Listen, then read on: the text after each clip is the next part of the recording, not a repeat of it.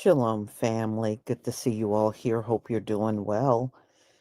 Well, we already saw the food lines here in America. Seen the military, all kinds of federal employees, SNAP recipients. It's everybody, and it's millions of them nationwide hitting up the food banks. And unfortunately, the food banks aren't made for those massive amounts of people.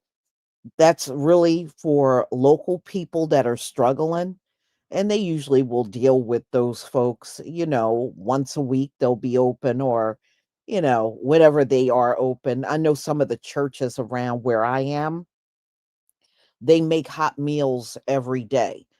So if you can't find nothing to eat, you can go to one of the churches and they will give you a plate to take home. And a lot of people that are not doing so well take advantage of that. And I think we have like 2 churches that have kitchens and they will open their kitchen up to the public. So that's always one way you can eat.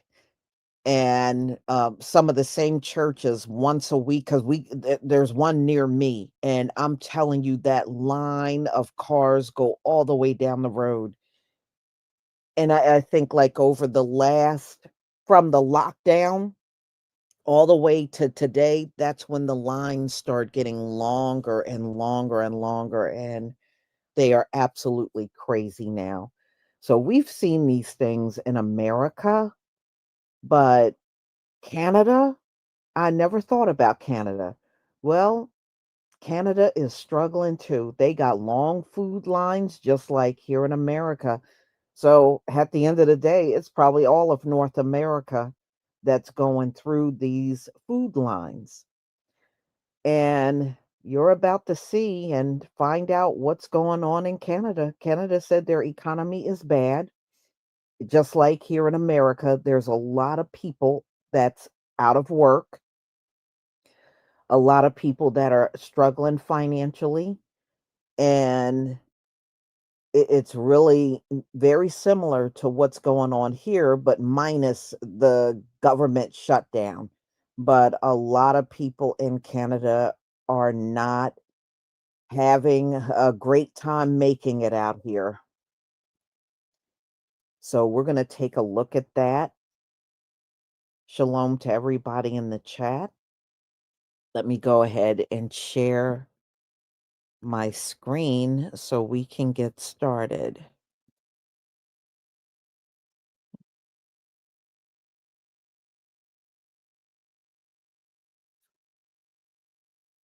But like here, Canada said they've been struggling for years. Sure don't hear much about it. They sure kept it quiet. All right, please give me a 1 if you can see my screen.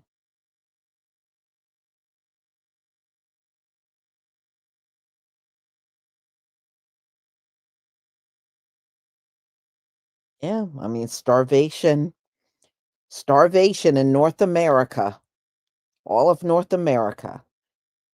Thank you, everybody. Thank you.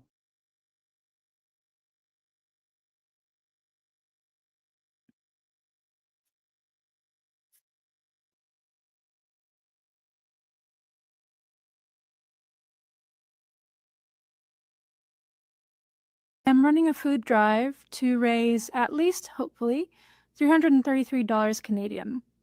Now, why that number? Because that is the cost to feed a family of 4. Hello, lovely people. My name is Marina. I'm an author and most recently a fundraiser for the Ottawa Food Bank. So why am I doing a food drive? Well, at least in the Ottawa area specifically, about 1 in 4 people are struggling with food insecurity at the moment. So just trying to do everything that I can to help, and community can do so much more than the individual. So I'm hoping that we can all collectively, as a team, work together to raise enough funds to feed a family of 4 healthily for the holiday season. Every dollar that you donate is $5 worth of food to someone, because the food bank can stretch their dollar far more than we can. And if you can't afford to spare any money right now, I completely understand. There's no shame. Feel free to like, comment, share, spread the word. And I encourage you to check in with your local food bank if you're not in the area, in the Ottawa area. See if they prefer monetary donations or food donations, or time, if you can spare any time to volunteer with them.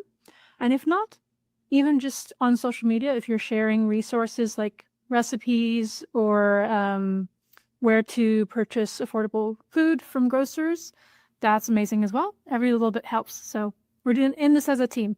And if you can't donate any money right now, the Ottawa Food Bank specifically is looking for a few goods to be donated. They are a little bit low on things like baby food and cereal, canned fruit and veg, dry pasta, canned tomatoes, diapers, and then any kind of like peanut, almond, cashew butter, canned fish, and pasta sauce. They're also looking for healthy snacks. So that means fruit cups and water or juice, instant oatmeal, unsweetened applesauce or fruit sauce, dried fruit, whole grain cereal, and whole grain granola bars, as well as crackers. Now, this is what specifically the Ottawa Food Bank needs. If you want to donate any of the items that I just listed above, they have partners with some grocers. I believe it's Metro and Loblaws that they're partnering with. There should be a big bin at the exit of those stores, and you should be able to drop in what's needed. Later on this month, I'll also be sharing some long-form recipes via YouTube, and I'll let you know when that's posted. Just again, to help in any way I can, and recipes, especially affordable recipes, is a great way to do that. And if you're not in the area, I hope you reach out to your food banks and get involved in your community and help in any way that you can, because everyone deserves to eat, and it can be quite hard, especially at the holiday season. So the more that you get involved in your own personal areas, the better. Let's do this. I'll keep you updated.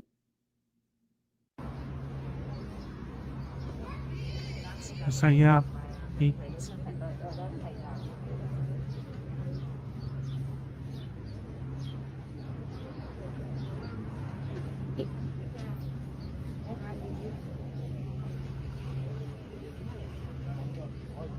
Talk about food banks. We don't realize it, but Canada is facing an unprecedented hunger crisis with 1 in 3 Canadians, 11 million people, now relying on food banks, the highest level in history. Demand has doubled since 2019. We've seen food inflation of 27% since 2020. Some items, bread, milk, meat, up 30 to 50%. 60% of food bank users cite rent or mortgage as the primary burden. 25% of users have jobs, but still can't afford groceries. To some other news this morning, a concerning new report from Food Banks Canada says increased levels of poverty and hunger are becoming normalized in this country. Food bank visits continue to rise across Canada, reaching nearly 2.2 monthly visits. That's double the number from 2019. CTV's Scott Hurst is on that story for us this morning, and he is with me now. Scott, this is a really concerning report that... This should not be normalized. It's not normal. And this shouldn't be the way Canada is today.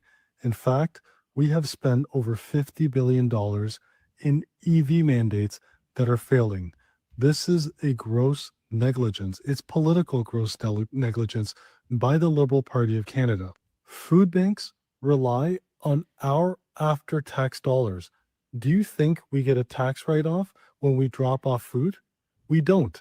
And what we're doing is we're subsidizing the failures of our government, plain and simple. It shouldn't be this way.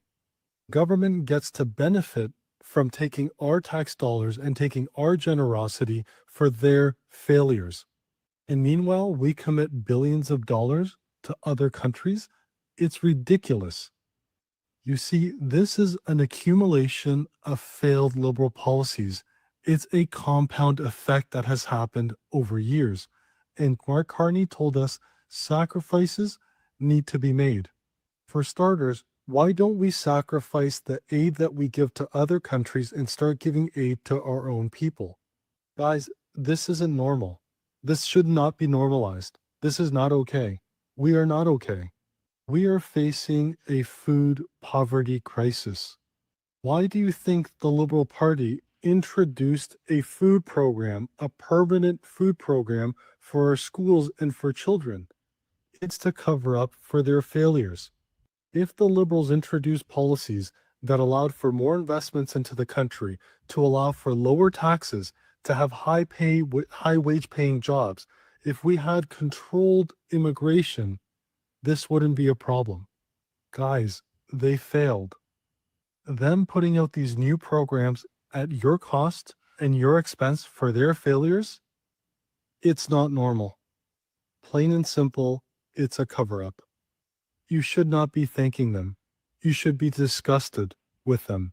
It should be disgusting that we are at this point that we have to fund this type of a program in the first place. Did you hear about this? Pierre gives a press conference at a food bank and exposes how people line up at 11 a.m. for a 4:30 p.m. visit. Roll the tape. 11 a.m. people line up for a 4:30 visit to the food bank. That's unreal. That is the hell that Mark Carney and the Liberals have brought to our streets. Yeah. Mark Carney, he will say, don't blame me. He was busy traveling the world when all this happened. Of course. Well, I'm not going to hold Mark Carney to my standard. I'm going to hold him to his own. Yep. He promised in the election he'd bring more affordable food. He did. He said that Canadians should judge him by their experience at the grocery store. That's a quote. Since that time, beef is up 33%, soup 26%, grapes 24%, coffee 22%, beef stewing cuts 22%. And it's not a global issue. It's not a foreign issue. Nope. It's a Mark Carney Liberal issue. You got it. Food prices are rising 48% faster in Canada than they are in the United States of America. And you can't blame tariffs. Nope. Because American tariffs do not apply on food consumed here in Canada. Right. And on top of that, the food bank Pierre spoke at today in Ottawa has had 70,000 visits by Canadians for food since July, where the entire total of last year was 64,000. Life is just getting worse and worse in Canada. It's funny how the Liberals always want to try to blame Trump for all the failures, where in fact, they were the failures. So what do you guys think? Are the Liberals the true failures here? Or are we going to blame Trump? Let me know in the comments and give me a follow. Well, wowee, here on October 30th, we're waking up to a major announcement this morning that Canada's largest food bank donation just happened in Ottawa. Well, I just want to remind you folks, like I did this with my morning video, 192 countries around the world signed into the UN Agenda 2030 sustainability goals back in 2015, but they've all been working on it since the year 2000. The number one of the 17 goals is to end poverty. They go to these special summits, these high-level summit meetings to show the boss of the UN how they're doing with these goals. Well, if the number one goal is to end poverty, and Stephen Harper signed us into this in 2015, they've had over 10 years to end poverty, but what's happened in the last 10 years of this country? There's more and more working class starving. Have you seen this video? It's a lineup for a food bank in Toronto a couple weeks ago. It turns out there's actually a pretty major food crisis happening in Canada right now. The Daily Bread Food Bank says that more people are using their services than at any point in its 40-year history. In Toronto, the number of people using food banks has quadrupled since the pandemic to 270,000 people per month.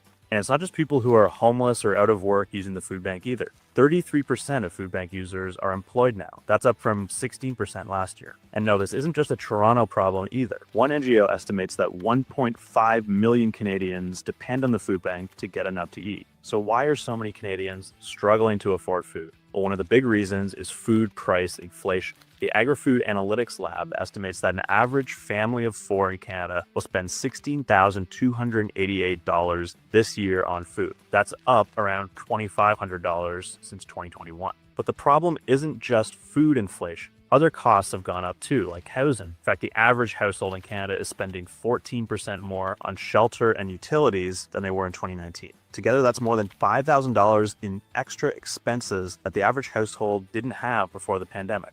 Now, that might not be such a problem for some people, but the typical household in the bottom fifth of earners only has around $33,000 in after-tax income to spend. For them, a few $1,000s makes a huge difference, and that's why so many are now forced to turn to food banks. Итак, снимаю очередной поход в Банс. каждую среду в 6 часов на станции Бербикам. Так, это все дали на $25 2 персоны. Что дали? Ветчина. Такие вот сосиски. Дальше. Такие сосиски. Замороженные колбаски. Еще замороженные колбаски. Дальше. Алия 0,5. 1. Алия 0,5. Вторая. Арахисовая паста. 1 банка. Дальше. Рис. 900 грамм. 1. Вторая пачка. Дальше. Это у нас горчица. Дальше. Молоко 2% литр. 1, 2, 3, 4. 4 литра. Дальше.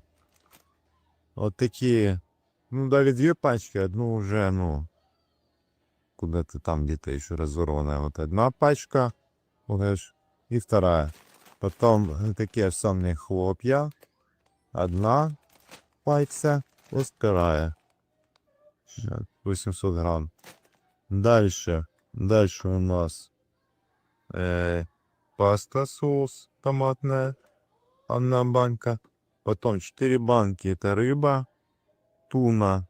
В общем, пробовал 4 туны таких. Дальше 3 соуса. Вегетарианские. Очень готовые. Дальше яйца. 2 пачки. В каждой пачке по 12 яиц. Что здесь яички? Так. Еще раз. Дальше. 3 банки. Это у нас кукуруза. Консервированная. 3 баночки. Дальше. Банка консервированной 800 грамм красной красного фасоля. Дальше такой вот кетчуп. Хайнс. Очень вкусный. Пробовали. Так. Вот такие вот консервированные груши. 1, 2, 3 банки. 3 банки таких консервированных груш. Дальше это что у нас? Крем, томат, соус. Томатный соус. Банка. 700 грамм. Потом фасоль красная. 2 банки. Дальше. Это у нас соус острый чили. Потом снеки печенье для детей. Дальше. Это крем для лица, моющий для лица, ежедневный уход. В общем, увлажняет. Уже перевел. 1, 2. Дальше. Вот такой вот шампунь. Дальше. Прокладки женские. Картошка 4,5 килограмма. Вот. 1 пакет. Картошки 3,5. Это 2 пакет. Всего 9 килограмм. Потом, в общем, салатные листья. 1, 2, 4 штуки. Потом в общем, это зелень. Это в 4 пачки таких конфеточек. 3 штуки. Вот такая цветная капуста 1. 4 яблока. 1 съели. И лучок. И еще. Сейчас я покажу, еще не положил. Сейчас этот подарок. Так, все. Вот такую коробку. Но игрушка поломалась. И вот такую еще. Вот такую игрушку. Вот. Вот такую. Вот это все на $25. Сегодня 4 июня. million people visited the food bank this Thanksgiving in Toronto. About our country, Canada, we are actually going through a recession and nobody's talking about this. Like, this is serious. Because what I'm about to show you today will make you understand and we need to be paying more attention to what actually goes on around us. So, Olivia Chow speaks at a food bank. Again, she's useless. So I don't even know why she's talking to people, talking about the cost of living. This is where it gets tricky. Do you guys know for this Thanksgiving, again, happy Thanksgiving, but the Toronto Food Bank literally had 4 million visits? 4 million. Bro, we are 16 million people in Ontario. Telling me 4 million people this Thanksgiving went to the food bank? That's shocking. I'm actually shocked. Hearing stories about people coming from different countries and being homeless and sleeping on the streets, to now people not even being able to put a meal on their table on Thanksgiving. Like, it's called Thanksgiving for a reason. My question is, what thanks are we giving? Canada's cooked as always, bro. Right now in Canada, we have more people lined up at food banks waiting for food than we have ever seen before, with quite a sharp increase over the last decade. More young families are relying on food banks and alternative sources for food consumption than we've ever seen. Unfortunately, due to the current political and economic climate in Canada, it doesn't seem like we're going to get much relief in these departments anytime soon. Our government has failed to secure a trade deal with the United States, our largest trading partner, and we do not have the infrastructure set up to access other markets to become economically independent and sovereign from the US. It's not to mention other policies that we have seen enacted that drive away investment, drive up taxes in Canada. During our election this spring, the Liberals ran on the idea of removing the consumer carbon tax as it was too divisive. We saw them follow through with that and effectively set the rate to zero, which in turn, we saw a drop at the fuel pump of about 17 cents a liter. And then not too long ago, we had the clean fuel standard tax go in here in Canada, another Liberal policy put in place, and we're seeing a 17 cents a liter tax on fuel now. So essentially, we have zeroed out the benefit we got out of removing the consumer carbon tax. We still have the industrial carbon tax in place that is taxing our producers, our transportation industry, and those costs are being passed down on to us as consumers. For myself, as a young dad in Canada, it's extremely concerning to see the lack of education on these topics for young people. I think the last election we saw that changed quite a bit with a lot more of the youth getting out and voting. We saw the voting habits change in youth demographics as well.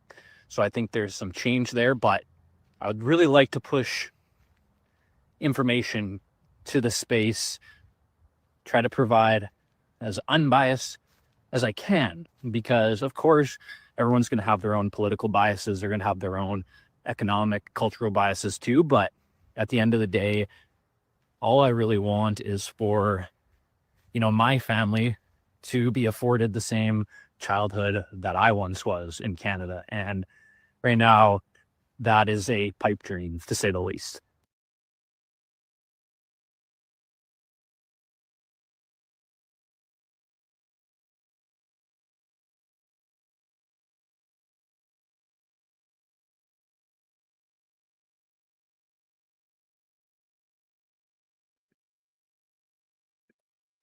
I don't think anybody can anticipate that the children today are going to have that same kind of childhood because they won't.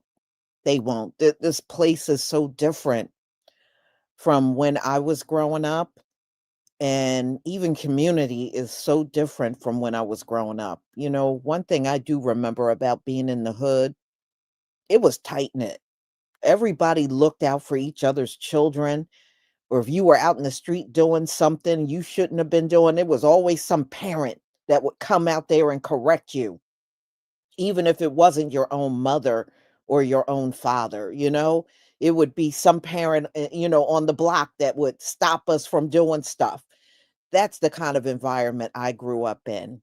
But now It is nothing like that. In fact, it's the opposite. These parents don't want you saying nothing to their kids. They don't want you correcting them. If they're on these streets doing something, that you should just mind your business no matter what they're doing. That's how it is today. It wasn't like that before. But I do not grow up. I did not grow up in the communities that we see now. They are so different. And the children, even the children are different, you know? I think when we were growing up, because we didn't have the internet and we didn't have all these things that are available now, we had social skills because we were on the streets, out playing out in the streets and communicating. I noticed the social skills on these young folks is very different. It's different.